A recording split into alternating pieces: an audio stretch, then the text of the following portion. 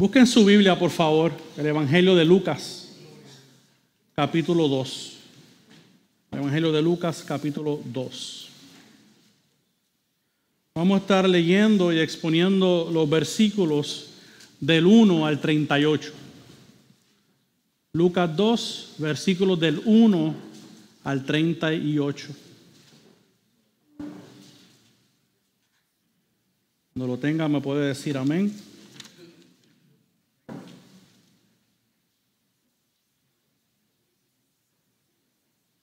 La palabra del Señor dice de la siguiente manera: Y aconteció en aquellos días que salió un edicto de César Augusto para que se hiciera un censo de todo el mundo habitado.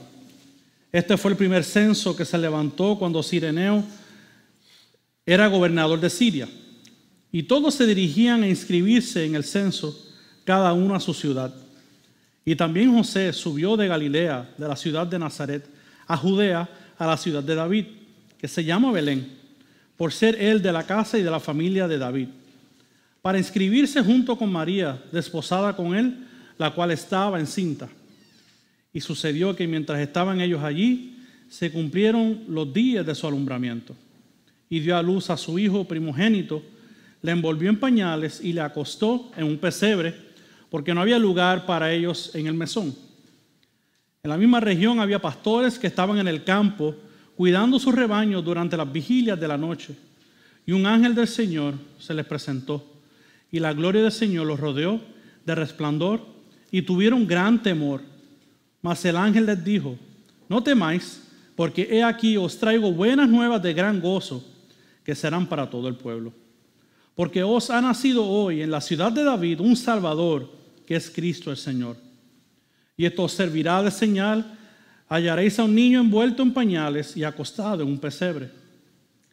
Y de repente apareció con el ángel una multitud de los ejércitos celestiales, alabando a Dios y diciendo: Gloria a Dios en las alturas, y en la tierra paz entre los hombres, en quienes Él se complace. Y aconteció que cuando los ángeles se fueron al cielo, los pastores se decían unos a otros: Vayamos pues hasta Belén y veamos esto que ha sucedido, que el Señor nos ha dado a saber. Fueron a toda prisa y hallaron a María y a José y al niño acostado en el pesebre. Y cuando lo vieron, dieron a saber lo que se les había dicho acerca de este niño. Y todos los que lo oyeron se maravillaron de las cosas que le fueron dichas por los pastores. Pero María atesoraba todas estas cosas, reflexionando sobre ellas en su corazón. Y los pastores se volvieron glorificando y alabando a Dios por todo lo que habían oído y visto, tal como se les había dicho. Cuando se cumplieron los 8 días para circuncidarle, le pusieron por nombre Jesús, el nombre dado por el ángel antes de que él fuera concebido en el seno materno. Cuando se cumplieron los días para la purificación de ellos, según la ley de Moisés, le trajeron a Jerusalén para presentarle al Señor. Como está escrito en la ley del Señor, todo varón que abra la matriz será llamado santo para el Señor. Y para ofrecer un sacrificio conforme a lo dicho en la ley del Señor, un par de tórtolas o 2 pichones. Y había en Jerusalén un hombre que se llamaba Simeón, y este hombre justo y piadoso esperaba la consolación de Israel. Y el Espíritu Santo estaba sobre él. Y por el Espíritu Santo se le había revelado que no vería la muerte sin antes ver al Cristo del Señor. Movido por el Espíritu, fue al templo, y cuando los padres del niño Jesús le trajeron para cumplir por él el rito de la ley, él tomó al niño en sus brazos y bendijo a Dios y dijo: Ahora, Señor, permite que tu siervo se vaya en paz conforme a tu palabra, porque han visto mis ojos tu salvación, la cual has preparado en presencia de todos los pueblos, luz de revelación a los gentiles y gloria de tu pueblo Israel. Y los padres del niño estaban asombrados de las cosas que de él se decían. Simeón los bendijo y dijo a su madre María: He aquí, este niño ha sido puesto para la caída y el levantamiento de muchos en Israel, y para hacer señal de contradicción. Y una espada traspasará aún tu propia alma, a fin de que sean revelados los pensamientos de muchos corazones. Y había una profetisa, Ana, hija de Fanuel, de la tribu de Aser. Ella era de edad muy avanzada y había vivido con su marido 7 años después de su matrimonio y después de viuda hasta los 84 años. Nunca se alejaba del templo, sirviendo noche y de día con ayunos y oraciones. Y llegando ella en ese preciso momento, daba gracias a Dios y hablaba de él a todos los que esperaban la redención de Jerusalén. Esta es la palabra bendita de nuestro Señor Jesucristo. En esta semana en Puerto Rico y en muchos otros países celebramos la Navidad. Pero para muchos la Navidad ha perdido su verdadero significado. Para muchos la Navidad puede significar un tiempo en familia, puede ser un tiempo en fiestas, puede ser un tiempo de intercambio de regalos. Cosas que en sí mismas no tienen nada de malo, pero que no definen lo que es el verdadero significado de la Navidad. Y por esta misma razón, hace 4 semanas que hemos comenzado esta serie titulada El Redentor, con el fin de demostrar por las Escrituras que el día de la Navidad no debe de ser tomado ligeramente. Pero que cuando pensemos en la Navidad podamos recordar las promesas que Dios ha hecho desde el inicio de la creación para redimir a su pueblo. Y déjenme dar un breve resumen de lo que hemos visto por estas 4 semanas. En Génesis 3, el pastor Marcos nos mostró cómo toda la creación fue afectada por el pecado de Adán y Eva. Y cómo por medio de su simiente, la simiente de Eva, Dios nos redimiría del problema que causaron nuestros padres. En Génesis 22 yo tuve el privilegio de predicarles de la promesa que le había sido dada a Abraham y de una simiente que de él serían benditas todas las familias de la tierra. Y como último, vimos la semana pasada también del pastor Marcos. Él nos mostró por medio del profeta Isaías sobre un rey futuro de la línea de David que libraría a su pueblo de un nuevo éxodo. Entonces, queridos hermanos y amigos presentes, en nuestro pasaje de hoy vamos a ver el cumplimiento de todas estas promesas dadas desde la antigüedad. Por lo cual he titulado este sermón El cumplimiento de las promesas. El cumplimiento de las promesas. Y déjeme decirle, nosotros somos privilegiados. Lo que en tiempos antiguos muchos esperaban. Lo que muchos no llegaron a ver con sus propios ojos. Hoy, en este lado de la eternidad, hemos visto que ha sido una realidad. Pero esa realidad comienza con el nacimiento del Redentor. Esa simiente y esa promesa desde tiempos antiguos tuvo un cumplimiento tan importante que afectaría a toda la humanidad. Tanto así que la historia lo dicta por antes de Cristo y después de Cristo. Y en Lucas 2 veremos la simiente de Eva, veremos la simiente de Abraham y el hijo de David entrando en la historia para resolver el problema más grande de la humanidad, que es el pecado. Por cuanto esto me lleva a que comencemos nuestro relato en los versículos del 1 al 7, donde vamos a ver el nacimiento del Redentor. Y como parte de la historia, Lucas, que es quien escribe este evangelio, le narra a su amigo Teófilo los acontecimientos que estaban ocurriendo en el momento que el Redentor había de nacer. A primera vista, el hecho que Lucas describiera este edicto del César Augusto en hacer un censo parece ser insignificante. Pero la realidad es que en las Escrituras todo tiene un propósito. A simple vista usted ve el censo, ¿para qué hace falta poner eso en la Escritura? Lo que se cree es que este censo se hizo con el propósito de actualizar unas listas de ciudadanos para cobrar impuestos al pueblo. Y la práctica judía en esos tiempos era que las personas que estaban en otras regiones tenían que volver a su pueblo natal para registrarse. Por eso el texto nos dice que le era necesario a José volver a Belén, porque José era de la familia de David. Él era natural de Belén. Entonces, ¿por qué Lucas asocia a José con David en este pasaje? Muchos comentaristas piensan y dicen que es importante hacer esta correlación, ya que la promesa del nacimiento del Salvador tenía que ocurrir en Belén.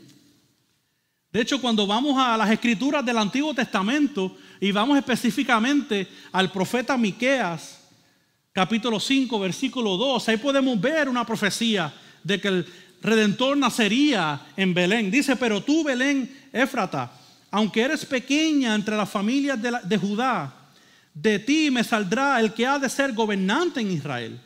Y sus orígenes son desde tiempos antiguos, desde los días de la eternidad.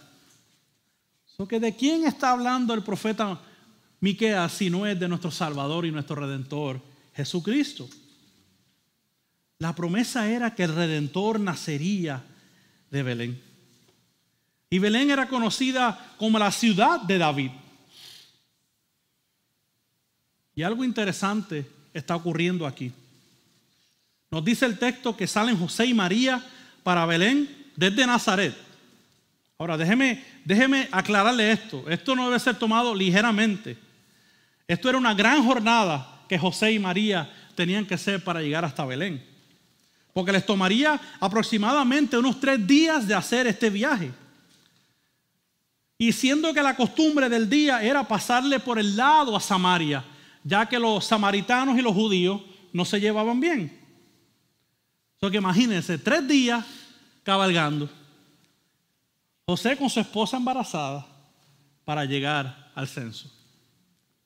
Yo simplemente me puedo imaginar, porque no sabría jamás en la vida lo que es estar 3 días caminando hasta llegar. Pero Dios usó ese ambiente, Dios usó ese relato para que el Redentor naciera.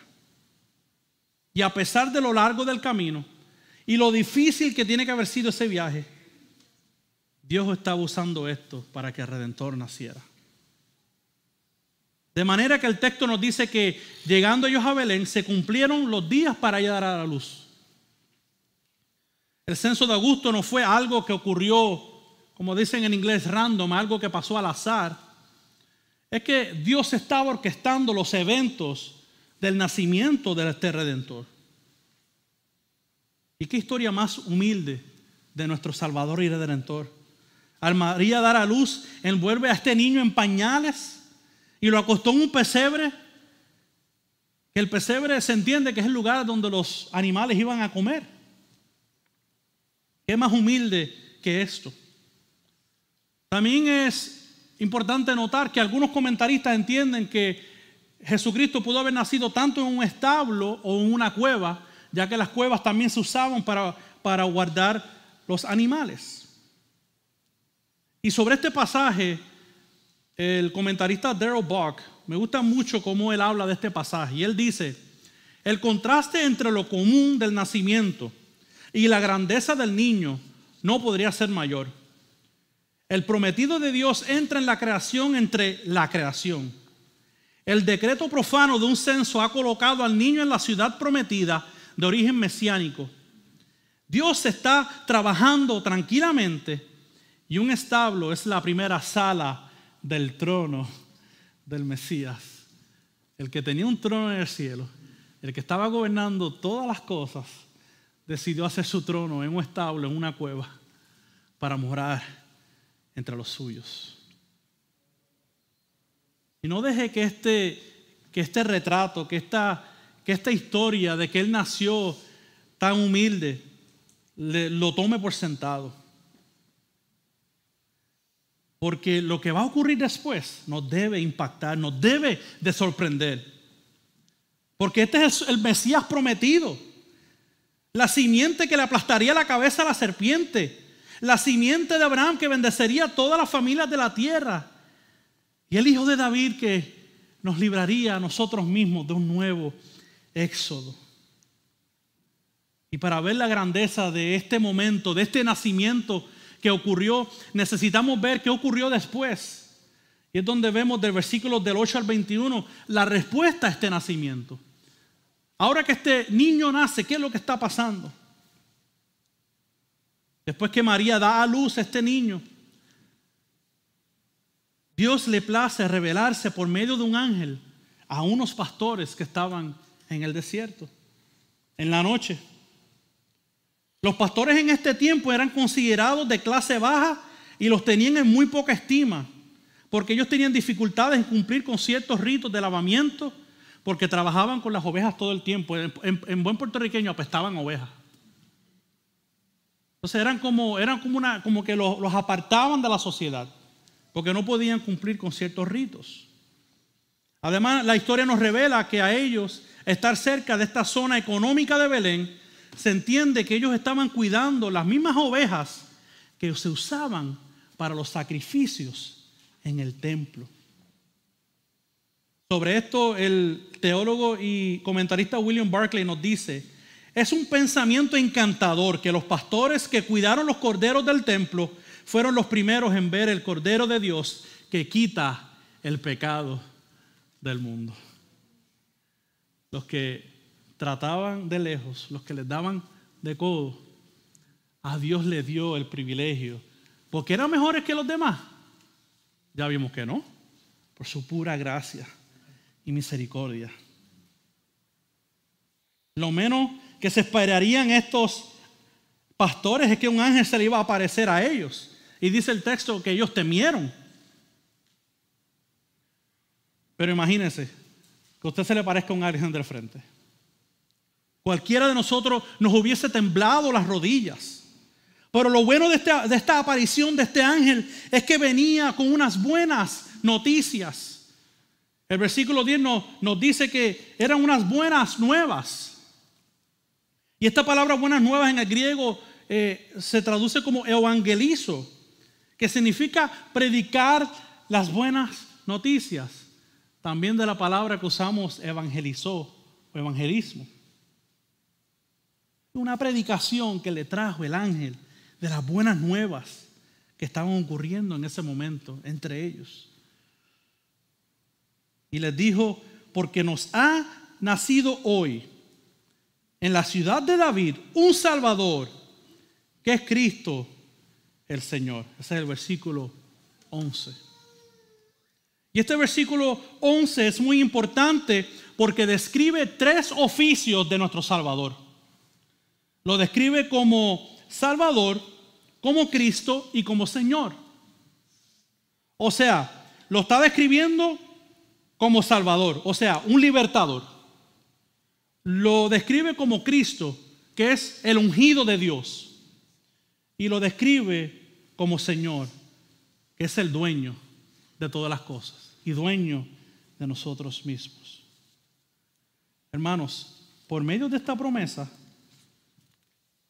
por medio de este nacimiento, Dios está cumpliendo sus promesas del Antiguo Testamento. Porque el ángel les está revelando el Mesías prometido a los pastores y les dicen en la forma que van a encontrar a este bebé, a este niño. Lo encontrarán en un pesebre vestido de pañales. Pero antes de que los pastores irse a buscar al niño, mire lo que ocurre en el pasaje. Aparece al frente de los pastores una multitud de ángeles alabando al niño, alabando a Dios por este evento majestuoso que está ocurriendo. Hermanos, esta es la respuesta del cielo ante el nacimiento del Salvador, la simiente prometida, el libertador del pueblo. Lo que Dios viene hablando desde tiempos antiguos, Dios lo revela a unos pastores del desierto. Los pastores están viendo cómo el cielo responde ante el cumplimiento de esta promesa. ¿Qué decían? ¿Qué se escuchaba los ángeles decir o alabar? Gloria a Dios en las alturas y en la tierra paz entre los hombres en quienes Él se complace. ¿Acaso no acabamos de cantar esas mismas palabras hace un minuto atrás? Interesante que dice que Él vino a traer paz. Hermanos, Cristo es la verdadera paz, quien vino a resolver el problema del hombre. La única paz que es posible con el Padre es por medio de Cristo, el que nació para morir, para entregarse por ti y por mí. ¿Qué pasa luego? A este punto, después que los pastores ven al cielo revelarse, ellos dicen: vamos a ver todo esto que los ángeles nos están diciendo. Que yo creo que ellos no tenían duda, después de ver ese espectáculo al frente de ellos, vamos a ver al niño. El cielo se nos acaba de revelar, vamos a ver estas cosas. Acaban de ser testigos de una multitud de ángeles. Que enseguida los pastores pasan a donde está el niño en un pesebre. Y la respuesta de ellos, ¿cuál fue? Dar testimonio de las cosas que estaban viendo por causa del nacimiento de este niño Jesús. Hermano, no se crea que esto fue algo sencillo. Que la humildad del pesebre, que la humildad del establo, donde quiera que se encontraba, nos tome por sorpresa. Porque el cielo se reveló ante el nacimiento del Salvador. El tiempo de la promesa había llegado. Y el versículo 18 nos dice que eran maravillados todos los que escuchaban todas estas cosas. Hermano, nosotros estamos maravillados con Jesús. Nos maravillamos ante la grandeza de nuestro Salvador. Podamos aprender de estas cosas y no tomemos por sentado las promesas de Dios. Dice el texto también que María, la madre de Jesús, atesoraba estas cosas en su corazón al escuchar el testimonio de los pastores, al escuchar que una multitud de ángeles se había revelado ante ellos. Ella atesoraba estas cosas. Además de que esta revelación del Mesías causó una respuesta de adoración y de alabanza de parte de los pastores. Hermanos, el asombro, la maravilla de Cristo nos debe de llevar a adorarlo en espíritu y en verdad. Ahora pasamos al versículo 21, que nos sirve como de una transición entre el nacimiento y los eventos que ocurren en el templo. Aquí Lucas está haciendo como una pausa, cambiando de un relato a otro. Aquí vimos en el 21 que José y María, como buenos judíos, circuncidaron a Jesús a los 8 días. Y necesitamos entender que la circuncisión era la señal del pacto que Dios había hecho con Abraham. Por consecuente, Israel tenía que obedecer esta ley. Que ya vemos que como aún Jesús de niño está obedeciendo la ley que Él vino a cumplir antes de morir en una cruz. Y con la llegada de Jesús sabemos que se inicia un nuevo pacto. Pero para que ese pacto inicie era necesario que Él cumpliera todas las facetas de la ley. Esta siendo una de ellas. Por otro lado, Lucas nos lleva a otro relato histórico de suma importancia en la vida de Jesús. Uno que tiene valor inmenso para aquellos que esperaban la llegada de este Redentor. Que pasamos de lo que es el nacimiento, pasamos de lo que era ahora la circuncisión de los 8 días y ahora pasamos a la confirmación de la promesa por los eventos que tomaron lugar en el templo. Ese es mi segundo punto, de los versículos 22 al 38, la confirmación de la promesa. Lo que llegó el momento para José y María presentar a este niño en el templo. Y necesitamos entender que esto también era parte de la ley de los judíos, era una costumbre, y habían 2 ceremonias que estaban tomando lugar en este momento, en este texto. Una ceremonia se hacía para redimir al niño como parte del pueblo del pacto, y la segunda ceremonia se hacía por la madre, por la mamá del niño. ya que la ley dictaba que la mujer era impura por 7 días y luego tendría que estar alejada de las cosas santas por otros 33 días y después de eso ofrecer un sacrificio. Como los tiempos han cambiado, ¿eh? Gracias a Dios por su gracia y su misericordia. Lo que por ende, esta práctica de presentar a los niños no se encuentra en el Nuevo Testamento. Siendo que estas leyes no aplican porque no solo estamos en Cristo, porque los niños necesitan también, como cualquier otra persona, tener en fe en Cristo para ser parte del nuevo pacto. Y sabemos que algunos cristianos tienen esta práctica de presentar a niños, que no tiene nada de malo. Pero no lo hacemos en obediencia a la ley, porque esto ya no aplica hoy. Entonces vemos ahora el relato en el templo. El versículo 25 nos habla de un hombre llamado Simeón. Él era un hombre justo y piadoso. Y dice que el Espíritu Santo estaba sobre él. Y además de esta descripción que nos da Lucas, no sabemos mucho más de él. Pero dice el texto que Simeón estaba esperando la consolación de Israel. Que no era otra cosa que la llegada del Mesías prometido. No era otra cosa. Y Simeón, déjeme decirle, sabía lo que era estar bajo opresión. Israel vivía sometido bajo el imperio romano. Pero esta consolación que buscaba Simeón era mucho más profunda que una liberación de una dictadura. Porque los judíos estaban esperando a un libertador, a un David que los liberara del imperio romano.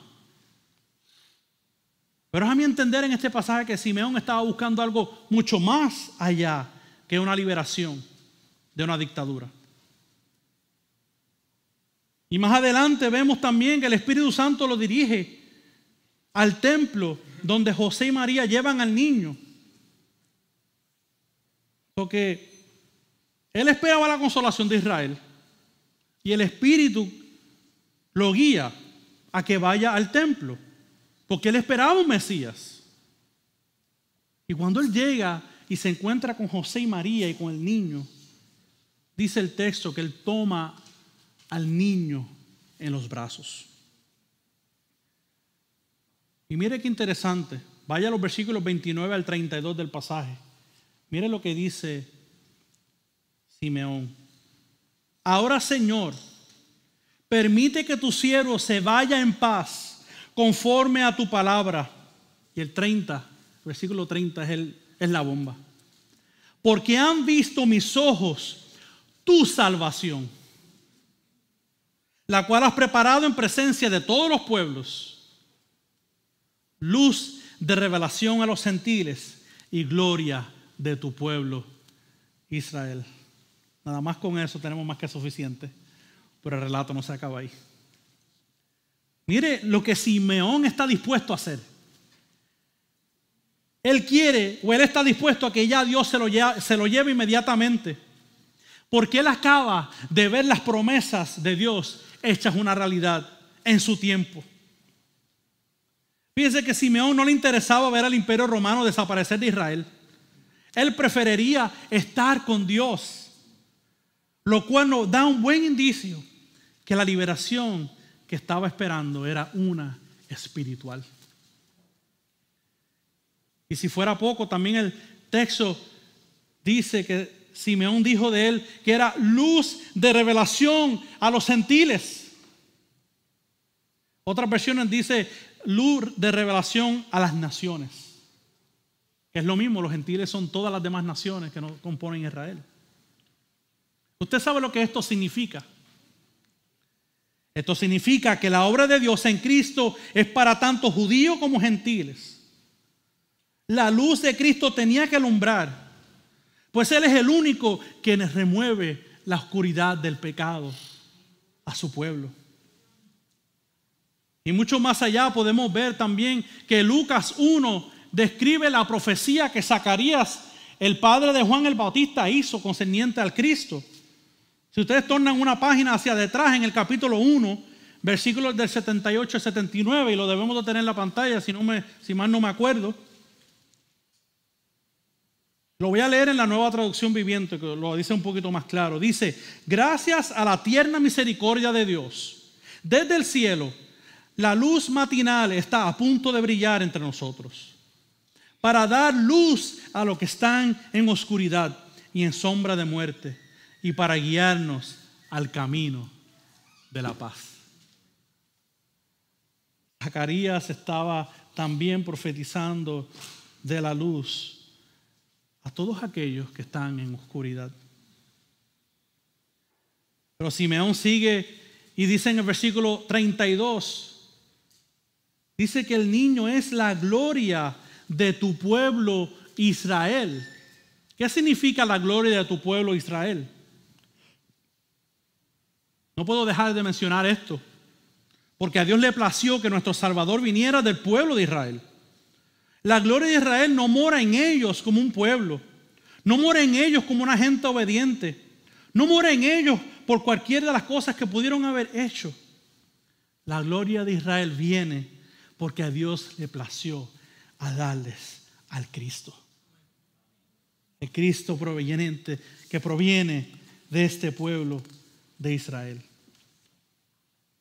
Lo que Dios había prometido en la simiente de Eva, desde la simiente de Abraham y uno de los hijos de David, que reinaría por siempre, llegaría a su consumación por medio del pueblo de Israel. Y es por esta historia de la redención que hemos venido mirando en toda esta serie que podemos decir, como Simeón dijo: porque han visto mis ojos tu salvación. El día de la Navidad que celebramos, un 25 de diciembre, todos los años, nos debe de recordar la promesa de este Salvador, de la simiente prometida. Pero sigue el relato, no termina aquí. A pesar de que los padres del niño están asombrados y María atesora las cosas que se dicen, no todo iba a ser bonito, no todo iba a ser color de rosa para ellos. Porque la salvación vendría con un costo alto, hermanos. El versículo 34 dice que el niño ha sido puesto para la caída y el levantamiento de muchos en Israel y para hacer la señal de contradicción. O sea que la llegada de Cristo causaría una división entre el pueblo, ya que algunos iban a estar de su lado y otros no. Con la señal de contradicción, lo que el pasaje se refiere es de aquellos que se opondrían a Cristo. Que bien hemos visto que así fue. La promesa se cumpliría, pero no vendría de manera fácil, ya que muchos iban a rechazar al Salvador. Dice Simeón a María: una espada va a traspasar tu propia alma. De que todo este tiempo María está atesorando todas estas cosas en su corazón, le están dando maravillas de Cristo, hasta que le dicen que una espada va a traspasar tu propia alma. La vida a la que llegó Jesús, mi querido hermano y amigo presente, sería una vida de sufrimiento. Y María sentiría los efectos de la depravación humana, porque ella tendría que tolerar todo el mal que el pueblo le haría a Jesús. Y sobre esta última parte del versículo 35 que nos dice: a fin de que sean revelados los pensamientos de muchos corazones. ¿Qué significa esta parte? El comentarista Leon Morris nos dice acerca de esto: las palabras finales de Simeón apuntan a la función reveladora de la obra de Jesús. La gente se declara por su actitud hacia Él. En última instancia, no podemos ser neutrales. Cuando la gente ve que Cristo sufre, su reacción muestra de qué lado están. En pocas palabras, a la hora de la verdad, a la hora de que Cristo se ha entregado, se va a saber quién está de su lado y quién está en contra de Él. Eso es lo que nos está reflejando el texto. El corazón será expuesto en la hora de la crisis más severa. será expuesto. ¿Quién estará del favor de Cristo y quién no estará a favor del Cristo? Ahora pasamos a los versículos 36 al 38, donde ahora se nos habla de la profetisa Ana. Está una similitud o un contraste con Simeón. Vemos la promesa que hace Simeón y la profecía a él como varón, y ahora vemos a Ana como mujer. Es como que Dios está diciendo: esta salvación es para todos. Es para tanto hombres, mujeres, para todos los que creen en su nombre. Y el texto nos dice de Ana que es una mujer piadosa, que solamente tuvo marido por 7 años.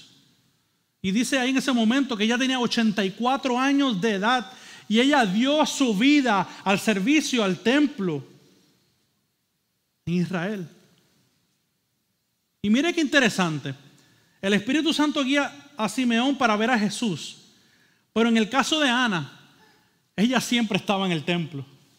Ella era de tropezar con este evento, de presentar al niño Jesús y de hacer las ofrendas que iban a hacer, porque ella siempre estaba allí. O sea que Simeón es guiado por el Espíritu y Ana llega allí y encuentra algo tan importante. Estamos viendo en el pasaje 2 figuras importantes en la vida de Israel. Simeón vio la promesa y estaba listo para irse con Dios. Pero con Ana, ¿qué vemos? Ana ve la promesa y en su larga edad ve esta promesa frente de sus ojos. Y ella no dice: Señor, yo estoy listo para que me lleves. Ella decide no desperdiciar el tiempo que le queda para darle la esperanza a aquellos que esperaban la redención de Jesús. Algunos dicen que Simeón puede haber sido un hombre mayor en edad. El texto pues no lo aclara. Pero se sabe que le había sido una promesa de que, Señor, la promesa fue que yo no iba a morir antes de ver al Salvador. La promesa hecha una realidad. Pero ella estaba como que en su edad avanzada.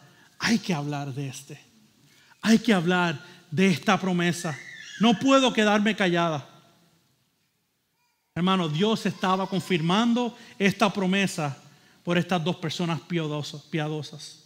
Con su testimonio, con su vida de piedad. Personas que dieron su vida esperando que esta promesa se cumpliera. ¿Y qué de todas estas cosas que yo he dicho? He dado algunas aplicaciones, pero me gustaría dar algunas otras más que nos puedan servir en nuestra día a día para llevarnos a nuestras casas. Lo que el César Augusto usó para el beneficio personal, hablando del censo, Dios lo usó para el beneficio del pueblo y el cumplimiento de su promesa. El edicto del César no detendría el plan que Dios había trazado desde la eternidad pasada.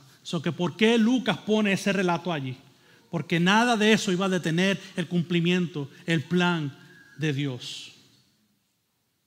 El que Jesús naciera en un establo o una cueva con animales nos muestra cómo Dios quería que su Hijo estuviese en medio de su creación. Él naciera entre medio de su creación. O sea que Cristo se identifica con el más humilde, pero también con el más rico, porque el dueño de todas las cosas es Él. Y déjeme decirle una cosa: Dios no salva a clases sociales. Dios salva a personas de distintas clases sociales. Porque algunos dicen: no, vino por los pobres. Y los ricos pelean. Y los ricos dicen: no, vino por aquellos que tienen abundancia. Y con el dichoso evangelio de la prosperidad hacen ver la humildad y hacen ver la pobreza como un castigo de Dios. Y Cristo vino tanto para pobres y ricos. La respuesta de los ángeles ante los pastores nos muestran cómo el cielo responde a la sabiduría y la soberanía de Dios. En esta sección vemos el anticipo de lo que todos los redimidos en Cristo haremos cuando estemos con Él en el cielo. Era un ensayito, como el ensayito que tuvimos nosotros ahorita cuando cantamos. El ensayito de los ángeles allí, para cuando todos los redimidos en Cristo estuviésemos en el cielo, cantáramos también gloria al Cordero inmolado. Así como los pastores adoraron a Dios en la revelación del Mesías, también nosotros le debemos adorar, no solo por su nacimiento, pero también por la obra que Cristo ha hecho mediante su vida, mediante su muerte y mediante su resurrección. Amigo y amiga que no conoces al Señor, entiende que Él vino a nacer para morir por tu pecado. Mira lo que C.S. Lewis dice acerca de esto. Él dice, el Hijo de Dios se hizo hombre para habilitar que los hombres se convirtieran en los hijos de Dios. Si usted está en Cristo, déjeme decirle, usted será creación de Dios, pero usted no es hijo ni hija de Dios. Para ser hijo de Dios hay que estar en la persona de Cristo Jesús. En la vida de Simeón y Ana, Dios nos está mostrando cómo Dios ha traído a cumplimiento su promesa de salvación a Israel. Entendiendo que la salvación no es exclusiva para un solo pueblo, pero para todas las naciones en la tierra. Para todos. Usted es parte de esa promesa. Yo soy parte de esa promesa. Hermanos, lo que comenzamos a ver en Génesis, Dios lo ha cumplido enviando a su Hijo a nacer entre los hombres. Pero la encarnación no era suficiente si solo se quedaba ahí. Si la promesa y si el Salvador hubiese quedado más que como un niño, las cosas no se hubiesen resuelto. Algo más tenía que acontecer. Él tenía que llegar adulto porque él tenía un problema grande que tenía que resolver. La promesa de la simiente de Eva era que le aplastaría la cabeza a la serpiente. La promesa hecha a Abraham era que bendeciría a todas las familias de la tierra. La promesa hecha a David era que se sentaría uno de sus hijos en su trono. Cristo ha cumplido cada una de estas promesas. Por medio de la encarnación de Cristo, Él pudo vencer sus enemigos, haciendo de ellos un espectáculo público en la cruz, como nos dice Colosenses 2:15. Cristo le aplastó la cabeza a la serpiente en la cruz, dándole un golpe mortal. ¿Por qué? Porque venció el pecado, porque venció la muerte. La muerte para nosotros no es desesperanza, hermanos. La muerte para nosotros es gloria. Si estamos en Cristo es gloria. En estos días ha habido una iglesia, que me voy a restringir el nombre, donde trataron de resucitar a una niña que murió en un servicio, porque ellos creen que las promesas es que alguien tiene que ser resucitado hoy. Tengamos mucho cuidado. Tengamos mucho cuidado, porque cuando alguien muere en Cristo, tiene a dónde ir. Y si alguien muere y queremos orar por esa persona, Dios puede hacerlo, pero no se nos promete que va a ser resucitado. Nosotros no somos Jesús para pedirle a Lázaro que se levante de la tumba. La promesa de Abraham tiene cumplimiento por medio de esta misma obra en la cruz. Por medio de esta muerte sustitutiva, Cristo tomó los pecados de todos aquellos que nos hemos arrepentido y hemos puesto nuestra fe en su obra, siendo nosotros mismos las familias bendecidas de toda la tierra.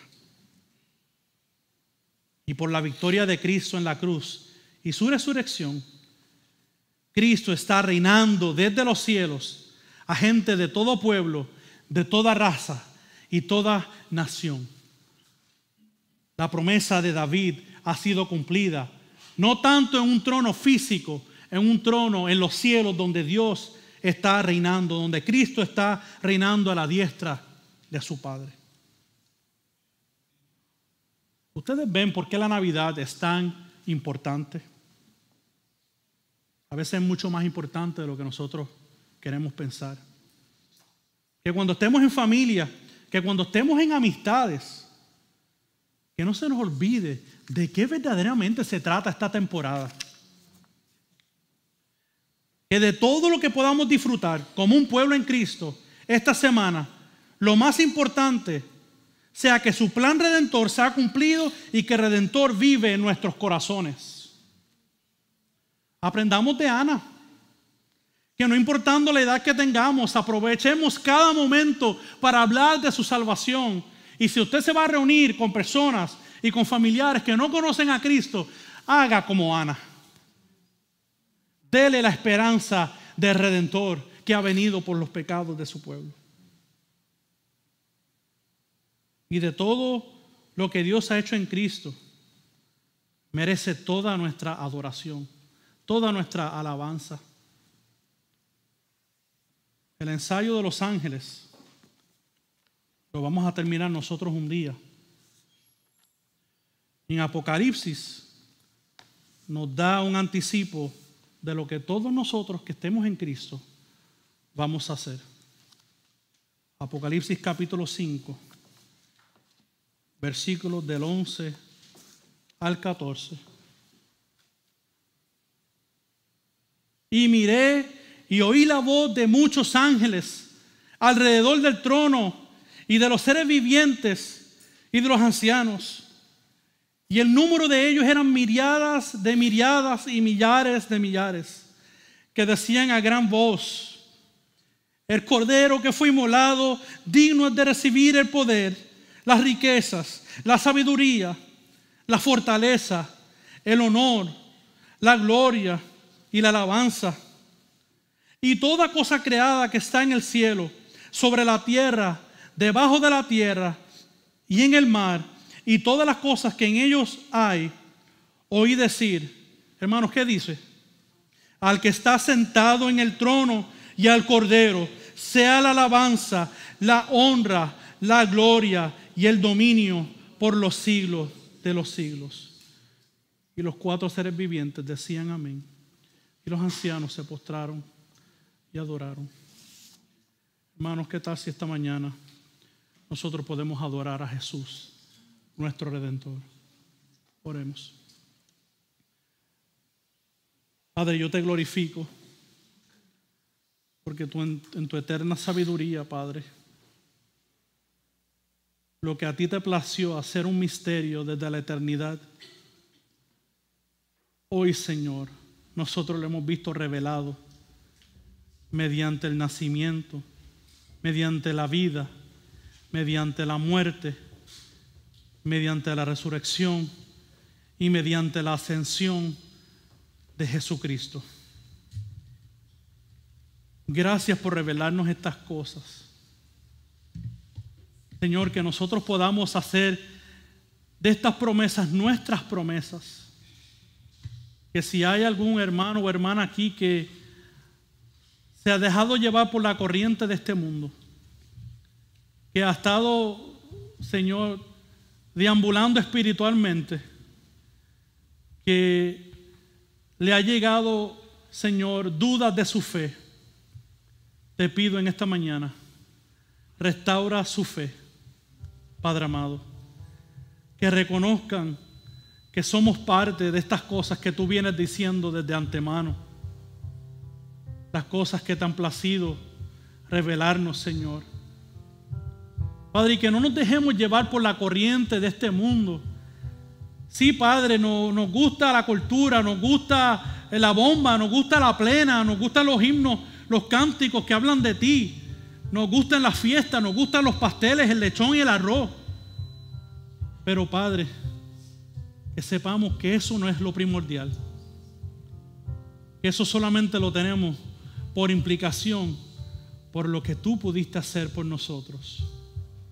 Porque mientras aquellos que no te conocen se pierden en las fiestas, en todo lo que tiene que ver con lo que la cultura le da significado a la Navidad, que cuando nosotros hagamos esas cosas, la hagamos de alegría de corazón y hagamos como hizo María, que atesoraba estas cosas en su corazón, reconociendo que en nosotros no había nada bueno nada bueno que tú hicieras para salvarnos, pero a ti te plació en tu majestuosidad y en tu soberanía enviar a tu Hijo.